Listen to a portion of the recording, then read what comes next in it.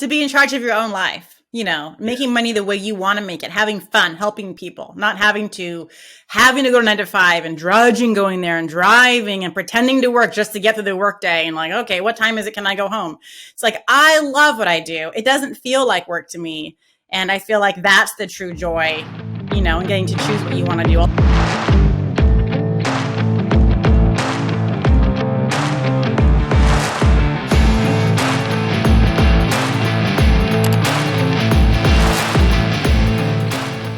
Casey, what's going on? How you doing, JD? I am good. It is so good to have you guys and gals. I have Casey Franchini on the call with me today. Franchini like zucchini. I thought I was going to butcher it, but we made it through. Love it. I'm excited to have you on here. I've been following you on Instagram for a while, at Brick by Brick Wealth. And so we've done an Instagram live together. I kept up with your story. We were just talking. You just bought another rental property that you weren't expecting to buy, and you're able to help a lot of people, teach them what you do. So I'm really inspired by what you do on Instagram. So thanks for doing that. Guys who are listening, go follow her at Brick by Brick Wealth. I think it's cool. Like, what made you start that account? Because I get on these podcasts and people ask me all the time, why did you start the Finance Cowboy brand? So now I get to ask you, why did you start your brand? Well, I was coaching kind of locally with some friends, and then COVID hit. And my sister, she's actually an online business coach, and she's like, Casey, you should go online and do this on social media. And I was like, I hate social media. Like, I talk about, no one cares about my lunch. No one cares about my toes in the sand. No one cares about my kids. I don't care about anybody else's kids. Like, I hate social media. Why would I want to go on social media? She's like, Casey, it's, COVID, and you have to get out there and get out of your comfort zone. And I was like, fine. And it actually was amazing because I know I'm in Memphis and there's a lot of investors out here, but none of them, not that I'm young, I'm not young, but the investors in my investor group are older, are like grandparents.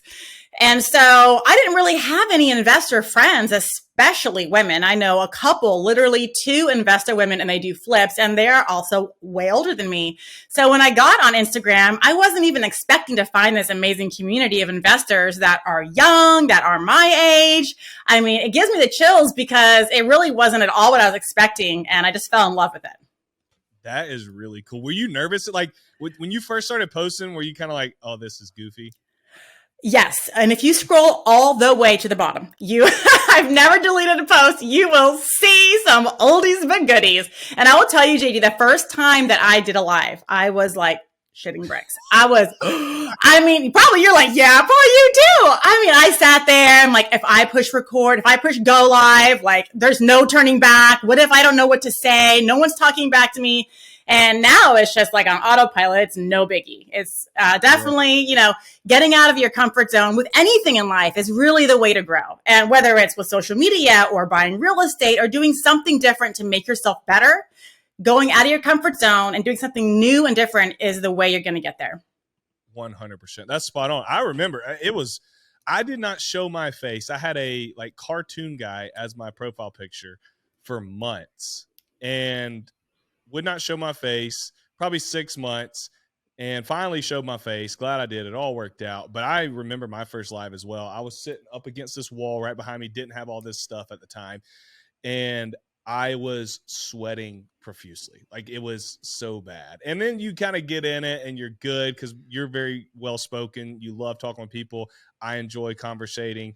And so it was okay, once I got started. But it is like, you talk about imposter syndrome, and we're going to get into real estate. So guys, just bear with us on the brand part, but we both have this feeling, but you have imposter syndrome and different things in life. I had a big time with the brand for a while. Because it's just very uncomfortable. It's like you said, but it is the best decision. One of them, obviously my wife and kids in this other room are better than this decision, but it's one of the best decisions I've ever made to start this brand. It's been a blast. You get to meet so many cool people and help people along the way. Yeah, it's cool. And to be in charge of your own life, making money the way you want to make it, having fun, helping people, not having to go to 9 to 5 and drudging going there and driving and pretending to work just to get through the workday and like, okay, what time is it? Can I go home? It's like, I love what I do. It doesn't feel like work to me. And I feel like that's the true joy, in getting to choose what you want to do. Although it is tough. It's not an easy road. No, I think people think, working for yourself or content creation, this whole space is all fun and games. I got news for anybody listening to this podcast. It's not all fun and games. It is a lot of work. It is a lot of work. But just like Casey said, we love doing it. Like it doesn't feel like a grind. I don't dread it because it's a lot of fun. But don't get that mixed with, oh, you just put some videos together. I mean, we won't get into how much time it can take for one video, but you can spend hours on one video and then nobody even see it, and you're just like, I just wasted 2 hours of my life. But anyways, well, tell everybody about yourself. I know you're now in Memphis, Tennessee, but you weren't always there, and you weren't always investing in real estate. So we'll get to your real estate portfolio, but just tell people who Casey Franchini is. Sure. So I started out in real estate really in 2007. And funny enough, I just got my broker license renewal card in the mail today. I still have my California real estate broker license that I got in 2007. I keep it so that I can get referral fees on the properties I buy, even though I'm in Tennessee now. But I got started way back then, right before the market crash, and I was in my 20s, and my broker was like, are you sure you want to start selling real estate right now? You know, and you're so young. And I was in Orange County, California. I'm like, yeah, I do. And it was tough because I looked really young and no one wanted to list their like $1,000,000+ house with someone who looked 15, even though I was in my 20s. I didn't look old. I looked really young. So that was hard, but I found my niche with investors. And I kind of helped them find, I helped them find flips is what I did. I had a little rehab background with my dad. My dad bought a crack house on a VA loan when I was in 8th grade. And so we worked on fixing that up for literally 10 years. I mean, it was an ongoing project for 10 years. And I don't know, I feel like I married someone who is similar, and we've lived in this house for 10 years and it's still a project. Like there's still, it's like, oh, what are we going to do this weekend? Oh, let's just switch out all the interior doors. Okay. And they're all up, but they're not painted. You know, it's kind of like the unfinished project. But I started off in 2007, found some flips for real estate investors. And then it wasn't until we moved to Memphis that we started taking real estate rental property investing a little more seriously and wanting to buy that for ourselves. We made several offers in California, over 40 offers on properties to buy as rentals in SoCal, but we just never really took the plunge to do it. We were in counter. We were in the inspection period, whatever, but we never went all the way. We never made it to home base and actually bought the property. Something was always holding me back, and I didn't really realize what it was until we moved to Memphis. And what was holding me back from buying our first rental back then, even though I had all this rehab experience, even though I was a realtor, I still couldn't pull the trigger. And it was because I was the only one validating our purchase. Like it was just me. And what if I was wrong? Me's not enough. I need multiple people. I need someone else to tell me it was a good idea. And that I didn't realize that's what was holding me back. But when we moved to Memphis in 2013, bought our first in 2016, I did get someone to help me so that they could help validate my decisions or tell me, hey, this is a stupid idea. Don't do this, But that's the little easy back end of my story. That's really cool. I relate with not having somebody in your corner to get you to where you want to go. People don't understand how important that is. I have my best friend, his name's Gaston Albergati, when I started in 2018. And if I would not have had him helping me buy real estate, there's no way I would be where I'm at today. And it's not because you can't figure out the education yourself. You can figure some stuff out, right? It's going to be hard. You're going to run into a lot more roadblocks, but the mentality, the fear, the emotions that cloud out logic when you're first starting, because you just don't know what you don't know. There's a lot of unknowns. And that's why most people never start, is because they don't have somebody in their corner to give them a kick in the rear when they need it. That says, hey, the inspection looks good. The numbers make sense. It's in a good area. Go buy the property. I remember there are millions who haven't because they don't feel comfortable. I remember I had my guy, and we were making an offer on this property, and I was nickel and diming the seller. I was nickel and diming him, and the house was like $68,000 something. I mean, it was cheap, okay. And here I am nickel and diming the seller over like $2,000 on the offer price back and forth. And my guy was like, Casey, this is a perfect rental. This is an amazing rental neighborhood. You are not going to remember the $2,000 next year. It's peanuts in the scheme of things. Don't let this deal go by for $2,000. So I was like, you know what? You're right. And if I hadn't had someone push me and say, don't be a cheapskate, just get the deal done. It's really not a make it or break it thing. You're still cash flowing a lot. Like, it's good. If I didn't have that, I wouldn't have bought it. Probably exactly what happened to me in California, where I never bought anything, but it's just like that little extra edge, the push to say, dude, this is good. Do it. Stop farting around. That's what I needed. That's really good. That's a very good point. I had somebody in my corner who always preached that. Do not lose a deal where we're talking about hundreds of thousands of dollars over a couple $1,000. Because you got to imagine the amount of wealth that is going to create for you over the long term is going to be way more than the extra 2,000 that you're scared to learn now. Look, you don't win negotiations by beating what the seller wants. You win the negotiation by getting the property at a good deal that is profitable for you and that is going to make you wealthy over time. And you don't tend to learn that until you've done a couple deals. But if all of you listening can hear myself and can hear Casey today, do not lose deals over a couple bucks to win and feel like you got the upper hand over the seller, because you didn't. If you don't get the deal over that, you lost. And if you do that over and over and over again, you can miss out on great properties that would have been very beneficial to you moving forward. Because I don't know about you, Casey, but when I first started, I had the problem of just looking at year one pro formas. And that's the only thing I would really zone in on. Well, now that I'm years into this investing journey, I'm not saying you should go out and speculate to a degree that is what's the word? Irresponsible. I'm not saying do that, but you have to comprehend and understand that there is more to this property than year one. You're going to start seeing things happen in year 2, year 3, year 4, year 5, 10, 20, where properties are going up in value. We know rents have gone up for 100 years straight. Your rents are going to increase, and tenants are going to pay down your debt, and tenants are probably going to rent your place because there is a 95% occupancy rate in the U.S. It means you got a 95% chance of getting your property rented out. So anyways, off of my soapbox there, but well, that was one of the things that I forgot about. I forgot about rental increases. So I was looking at, not just like, year one, but, I'm only going to cash flow X amount forever. Now, I know property taxes and all that vary, especially depending upon where you're investing, but I completely forgot about rental increases. Completely forgot. And then, a couple of years ago, when the whole country had this amazing rental increase nationwide, and rents went up hundreds of dollars a month in most neighborhoods, I was like, whoa, I really forgot about that. And my goal Blake and I, our initial goal was, we're going to just get 10 houses and that way we can make $100,000 a year. That would comp his salary, and that'd be amazing. It's like, with 6 properties, we did that because I forgot about rental increases. I'm like, whoa, forgot. That's pretty sweet. People don't think about it. And it's one of those things. If you've never done it, you just don't know what you don't know.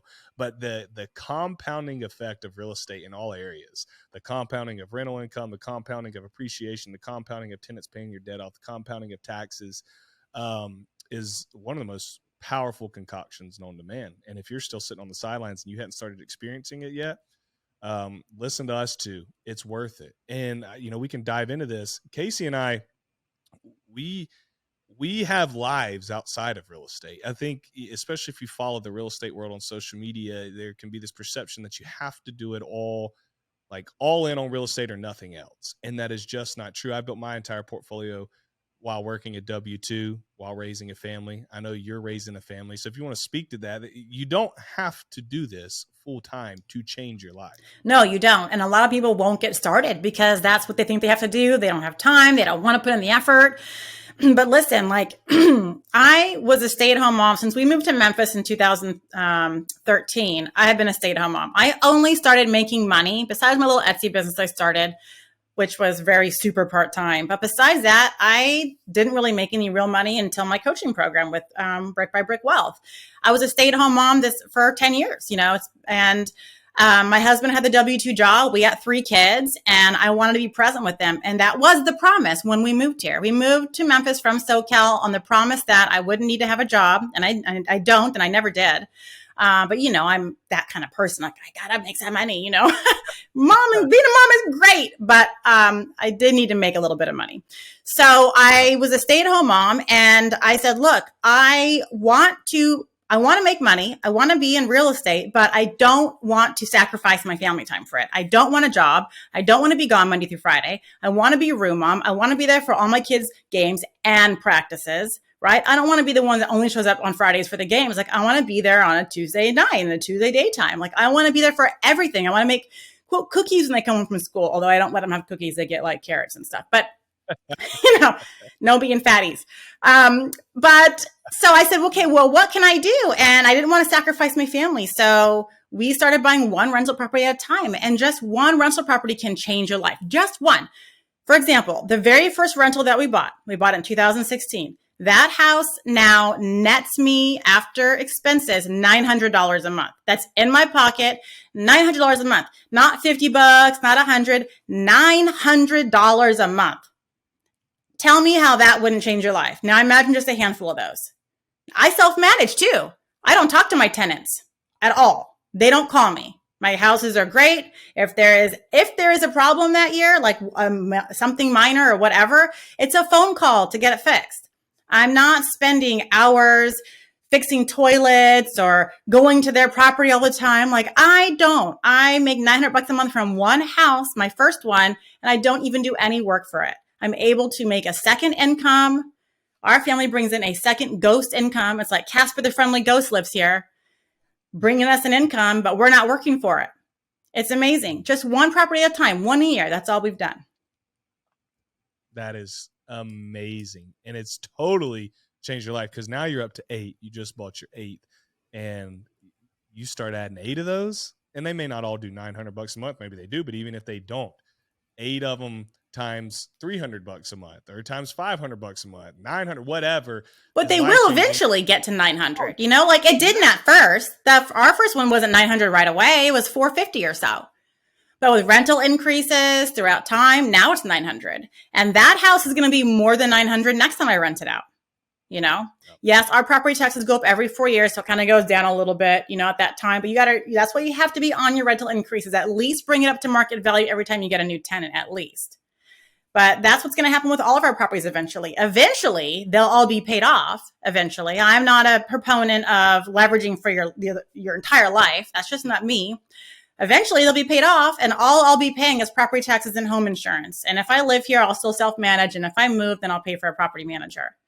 But that house right now rents for like $1,550. So one day I'm going to get most of that $1,550 from that one house. Now imagine 2, 3, 4, 5, 6, 7, 8, 9, 10, however many houses, just 1 a year, 2 a year. And the more properties you get, the more income you're getting, the faster you're able to grow that pot for another down payment on something else. So it's not going to take you 1, 2, 3, 4 years to save for that down payment or whatever it is. It'll be months. It'll be a month or 2 or 3. And then you'll have your down payment. Whew, how did I get that down payment so fast? Oh, I have X amount of properties putting that down payment into my pot. So I'm able to get a new property sooner than ever before. Yeah. I love it. What a great strategy. And what I love is there's a lot of different strategies that work in real estate, but I tell folks, you have to pick one and go. You have to put blinders on and attack, because if you don't, you'll never achieve your goal. You'll go chasing the next thing.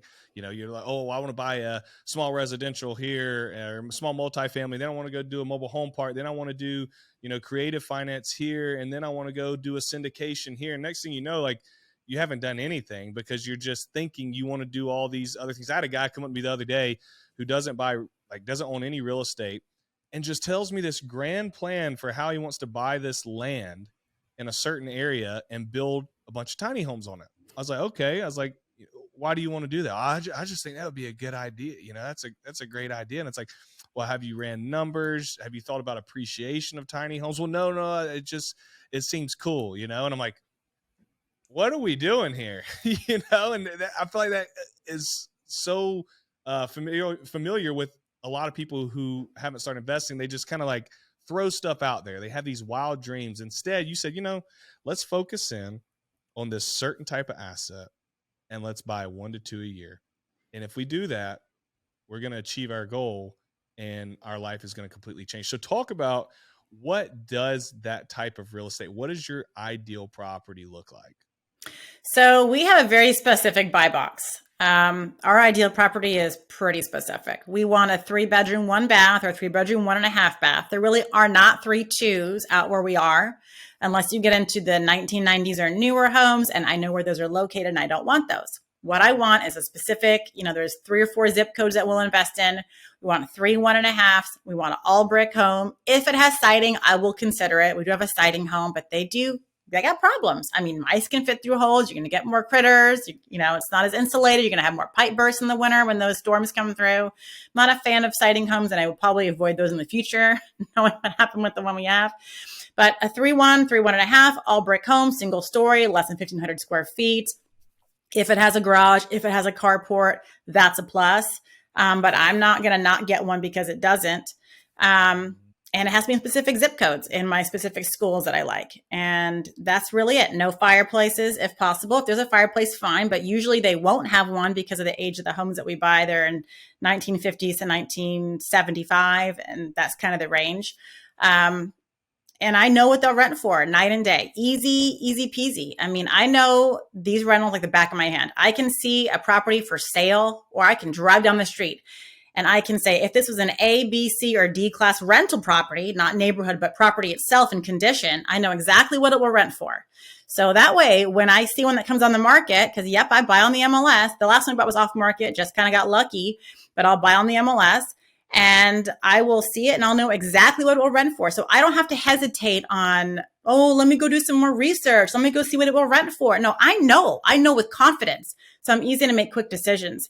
And in markets like Memphis and other markets across the country where it's still multiple offers, sometimes over asking, even today, you have to be ready to go, and you have to know your maximum allowable offer. You have to know what that is. You have to know exactly what it will rent for, worst case scenario, best case scenario.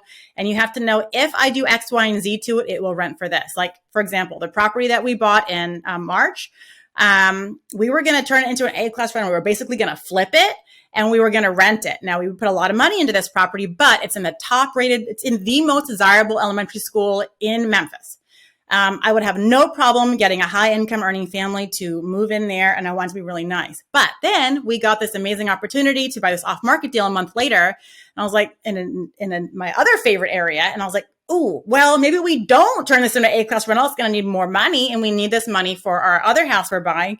So we're going to make it a B-class rental, and it won't rent for as much, but it's still going to be great. And now we have 2 properties. So knowing exactly what your property is going to rent for when you do X, Y, and Z to it is really going to help you when you find properties that you want to buy.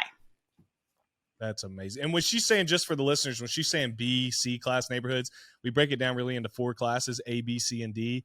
A's like very nice areas, kind of more luxury areas in a town. B is going to be a step down from that. C is going to be, lower middle income. And then D is going to be, some people call it like a danger zone, there's like a lot of high crime, not a lot of appreciation there.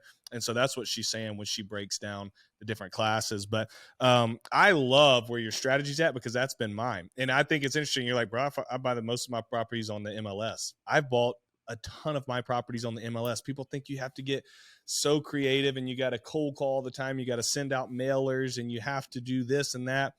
You can buy so many properties that are just listed on Zillow, but the key is you have to know what you're looking for. And you have made a very specific buy box, which is pretty much exactly my buy box. We have a lot of 3-2s where I live, so I end up buying a lot of 3-2s, or I buy 3-1s and I make them into 3-2s. I do have some homes with siding, although the majority of mine are brick, and they all, literally everything else is the exact same. And I really want to attack this notion that you shouldn't buy single family homes. There's so much talk about multifamily, and I think people just get duped into thinking, oh, I just need to go buy a multifamily home because somebody said I needed to. Listen to me. It's arguably, you could argue that there is no better asset on planet Earth to own than single family homes. I don't care what anybody says. I don't care what the guy with the most followers on any social media site says. I don't care what your dad says, your granddad says, your uncle. You cannot beat owning single family homes. It appeals to the masses. What is the American dream? To own your own home. It's everybody's dream is to own your own home. So you can buy into this asset that appeals to the masses. And that does a couple things for you. Just like Casey said, you can easily analyze these properties. You know what it's worth. You know what it's going to rent for. This is all public data. There's no speculation. Like, you literally can go on Zillow, see recently sold homes that look just like yours, and you say, oh, okay, well, if I buy this for 70 grand, if it's fixed up based on these 3 houses that sold 2 months ago, it's going to be worth 180 grand. Boom, you know. Then you can go call a property manager, look on Zillow, get on Rentometer or Rentometer, however you pronounce it, say, okay, if this is fixed up, this is going to rent for $1,550 a month. And you know exactly. It's easy to get loans for these homes. What do banks lend to all the time? Single family homes. All day long. Think about the tenants that you're getting in place, type of people who want to live in an apartment compared to the type of people who want to live in a home. Not saying that people who want to live in a home are morally better, but they probably want to be in a place where they can make it their home. They want to plant some roots down. And then exit strategies. When you buy a single family home, yeah, you can sell it to other investors like you could if you had an apartment complex. Like, if you're buying multifamily, you're only selling it to another investor. Because we go back, the American dream isn't to own an apartment complex or a duplex. American dream is to own your own home. So you can sell it to another investor, but you can also sell it to those people who want their own home as a single family home. And so I love it, Casey. I get fired up because people sleep on single family homes, and it makes me sad that they're missing out on the opportunity. But to see the success you've had, and you've just had this buy box and you've had this focus, that's why you've been successful in one of the greatest assets on planet Earth. I will say, like, it's hard. What's hard is being on social media and seeing people with the high numbers. I've got 100 units. I've got X amount of units, and I'm 5 years old and drive a Lamborghini. It's like, okay, so who wants to follow me? When I only have now, I own 9 houses and one of them I live in, 8 properties, and, we make over 100 a year with our rentals, but I'm not flashy. I don't have a Lamborghini. I don't have 100 units, but I was talking to someone at my investor group, and they're like, oh, we have 50 doors. And I was like, oh, awesome. Like, what do you make? He was like, oh, $2,500 a month. I was like, what? And I was just like, I didn't even know what to say after that. I mean, usually I'd be like, oh my God, I was expecting to say, that's so awesome. And then I'm like, oh, you probably thinking that was bad idea. Whatever you did, not good, So some people think that number of doors, number of units equates to more money, equates to you're better or whatever. Not necessarily. It's quality over quantity, really. Yes. And it's hard because I'm on social media and I'll say, that's my thing. It's like, I don't have all these doors. I make good money with my rentals. My rentals are solid. I'm never going to have to sell them. They all have 30-year fixed mortgages. I'm set for life, but I don't appear to be this amazing unicorn. So I'll say that part is difficult when you have the belief that single families are great. It's quality over quantity. It's hard to, quote, compete with some of the, quote, big dogs that seem to be big dogs. Some of them are, and some of them are maybe made bad investment choices. But just, I guess I want to get through that it's not always quantity. It's not always the number of doors. That's not really impressive if you know what you're doing, in my opinion. It's cash flow, and even more than cash flow, it's having that fine balance of cash flow and appreciation. Because you can get some amazing cash flow in some hood neighborhoods, and your property will still be worth that $50,000 that you bought it for in 10 years. And it's still going to cost you $50,000 to fix it up in 5 years when your tenants destroy it. So it's like, yeah, great. You've got $700 a month cash flow, but that's going to get eaten up every time you have to do a full rehab when tenants move out because you bought in bad neighborhoods.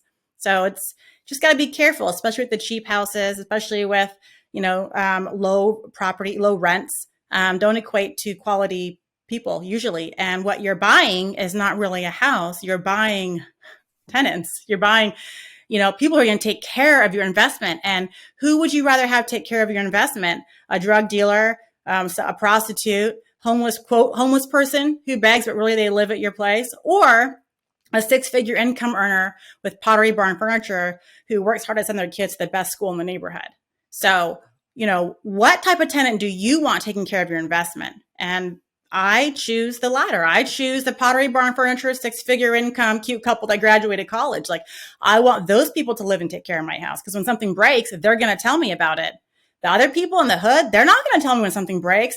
You got a water leak, they're going to put a bowl under it because they don't want you to find out that they smoke weed, that their auntie moved in, or that they've got 3 dogs.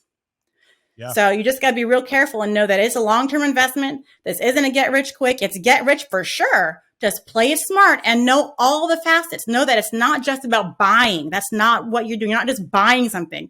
You're buying a property that someone's going to live in, and you're going to own it for a long time. So make sure that you know exactly what you're getting yourself into.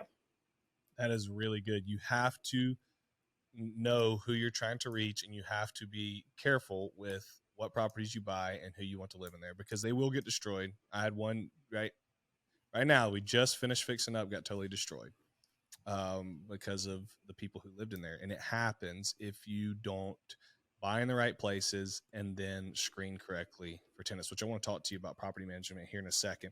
But I wanted to touch one more thing on the people who talk about all the units they have, just so listeners understand this. When you hear somebody talking about, I have 100 units, I have 500 units, I have 1,000 units, I have 8,000 units, okay?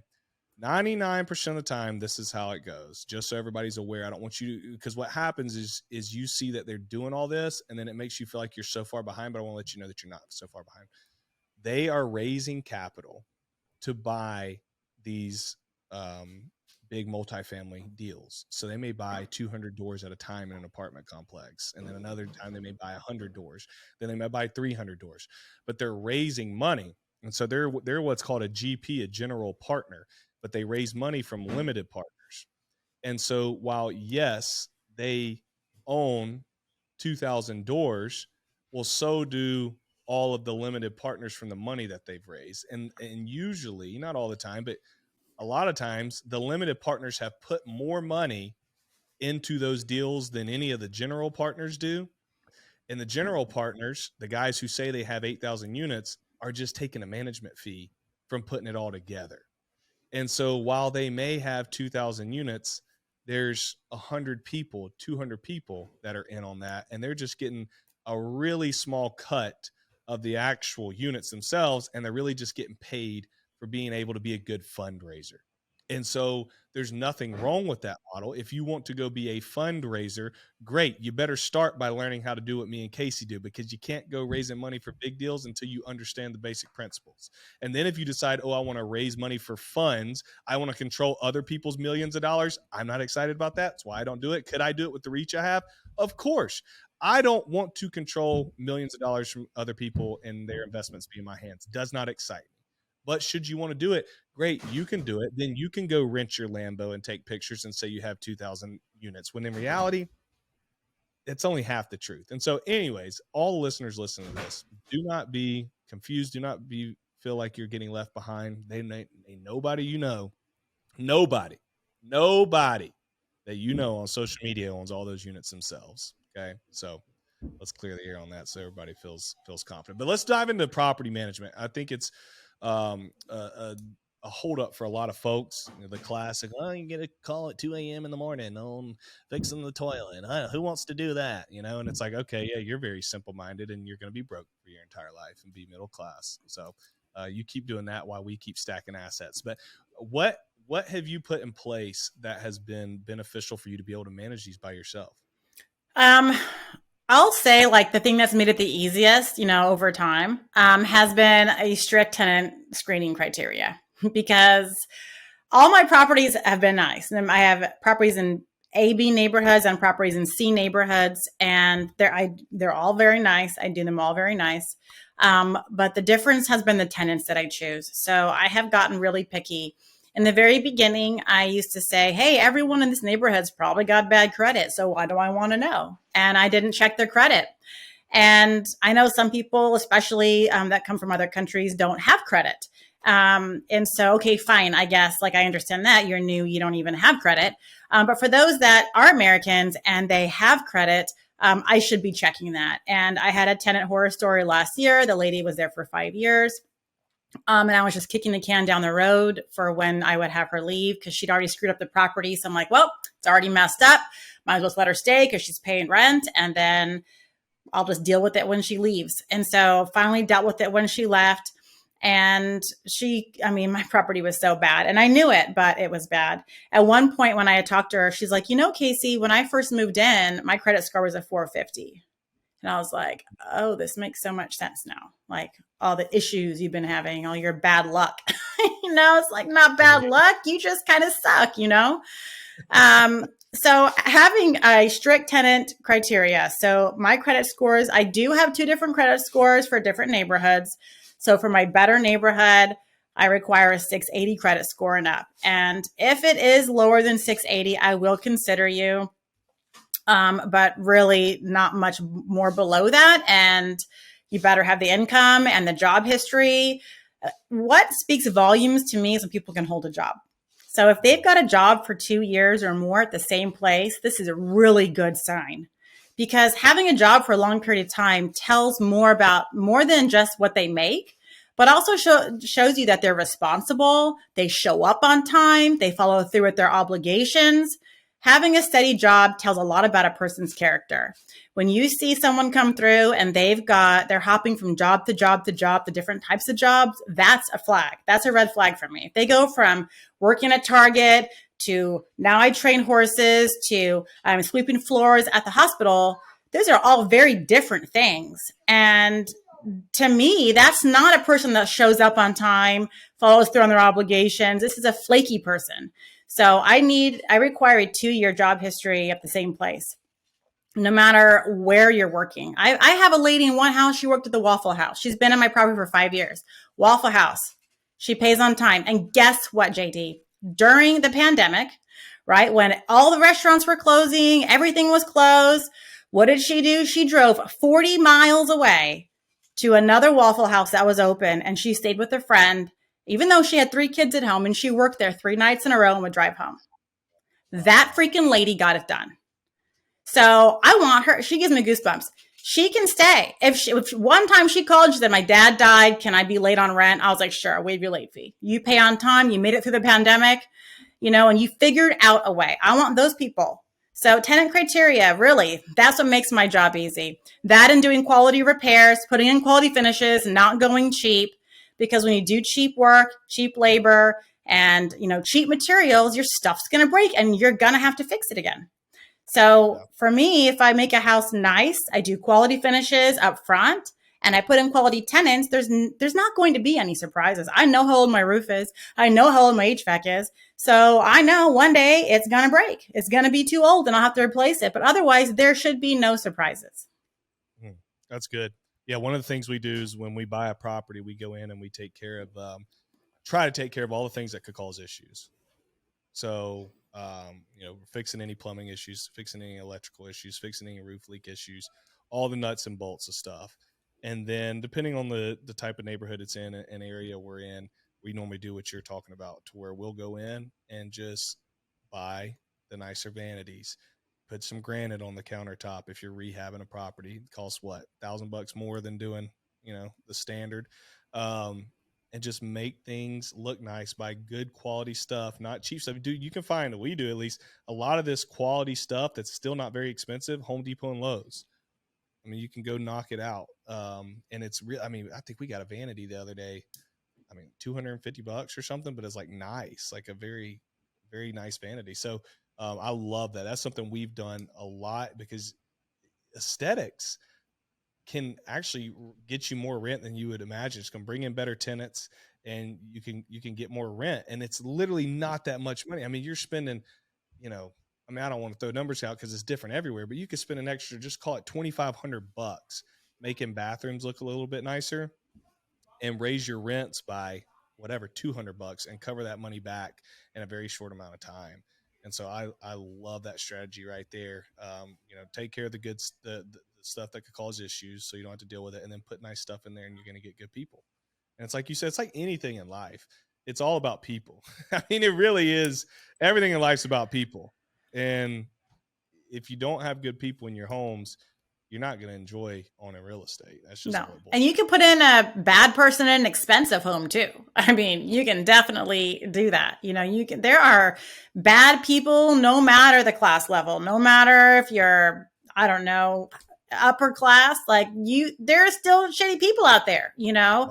I've heard horror stories of doctors taking advantage, lawyers taking advantage of landlords and stuff like that. So it could be anywhere. It's really about vetting your tenants properly. You're going to make mistakes. Some are going to slip through the cracks. It's not foolproof, but you can do your darndest. You can try and you can do your best. If I would have done, quote, my best initially and not let them slide through, I wouldn't have had that problem, but I'll tell you, my heart shrunk a little bit like the Grinch after her. It shrunk. So I don't, you get a chance and that's it. And I don't know what that girl thought, but if, I wasn't born yesterday, okay? And I'm not an idiot, and I can see through a lot of lies. So if people think they're going to get one over on me, that's not happening. And I did let her walk all over me a little bit, but I knew I was doing it at least. I knew I was letting it happen, but it won't happen again. Because all the chances I've given people, there was another girl I gave a chance to. She didn't destroy my property, but the favors are never returned. The promises that they give are never actually fruitful. Yeah. It's just take, and never give what they're promising. So people are just liars. And so I don't trust a lot of people. So you do get a chance. And then after it, that's it. If you can't afford it or whatever, or you're in a bad spot, go move in with your mom so you can get stuff better. I'm not your bank. I'm not your savior. Go find somebody else. I'm not running a charity. I provide you a quality place to live.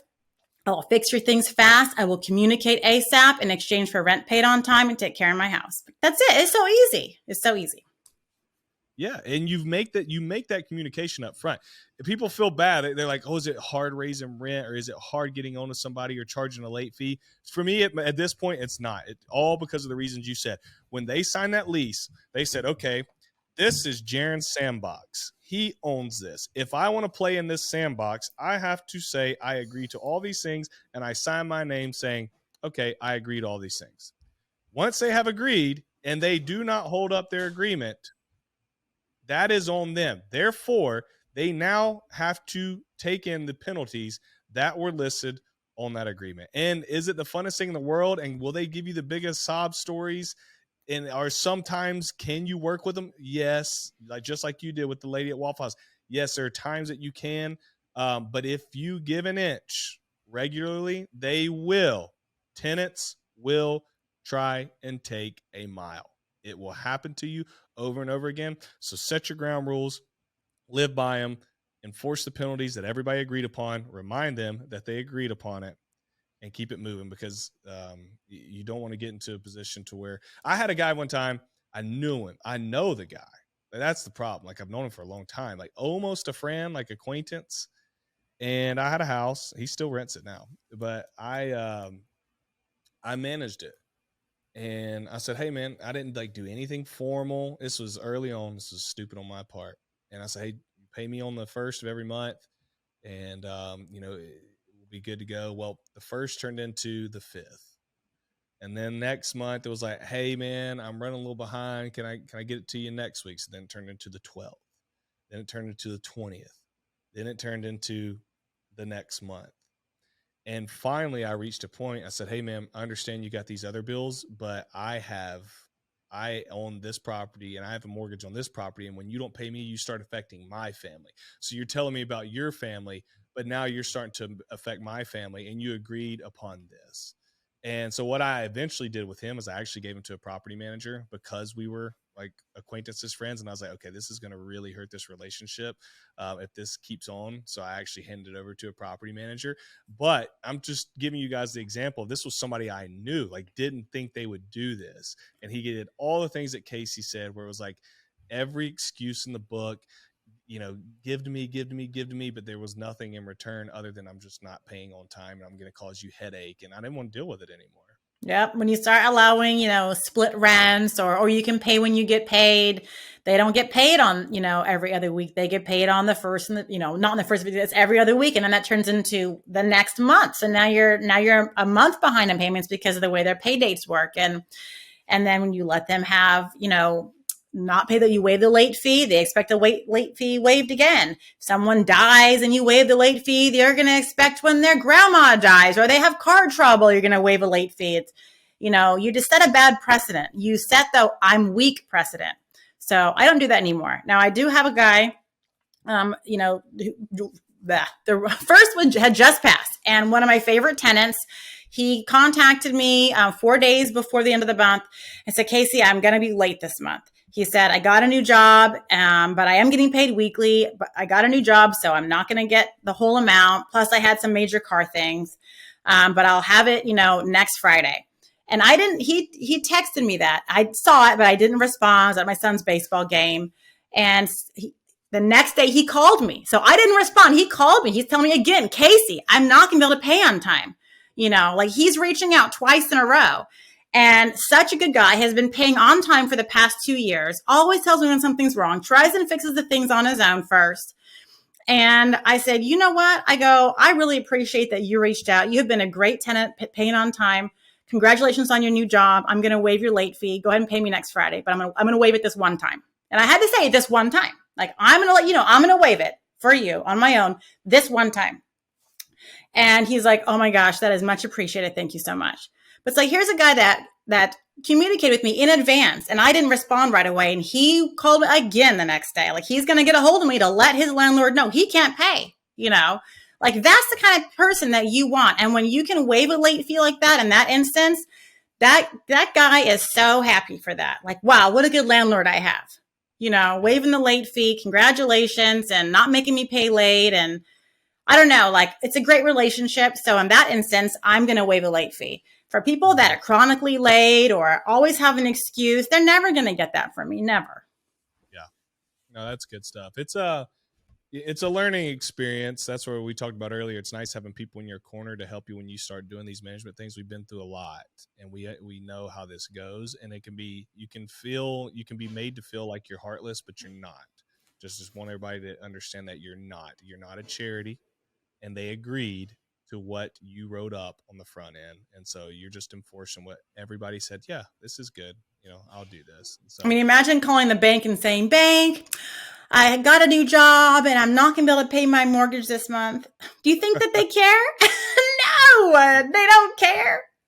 No, they're like, okay, well, you said you would. They're like, hang up, click. Yeah, that's it. So that is awesome. Well, Casey, it's been fantastic talking with you today. Where can people find you at? People can find me every day on Instagram. I live on there. I have a bed, and it's at Brick by Brick Wealth. You can also find me on my website, brickbybrickwealth.com. Also on Twitter, Brick by BR Wealth, because Brick was too many characters, and YouTube also. That is awesome. What is one piece of advice that you would leave our listeners with? My one piece of advice is don't give up. Whatever it is you do in life, it doesn't have to be real estate, whatever your passion is, whatever your next obstacle is, don't give up on yourself, because when you give up on yourself, you start dying on the inside. Always having something to strive for, work hard for, a goal, always be making progress. Always take one step at a time. You'll get there. Just don't give up, because when you give up on yourself. That's good stuff. And usually your destiny is right on the other side of you not giving up when you really wanted to.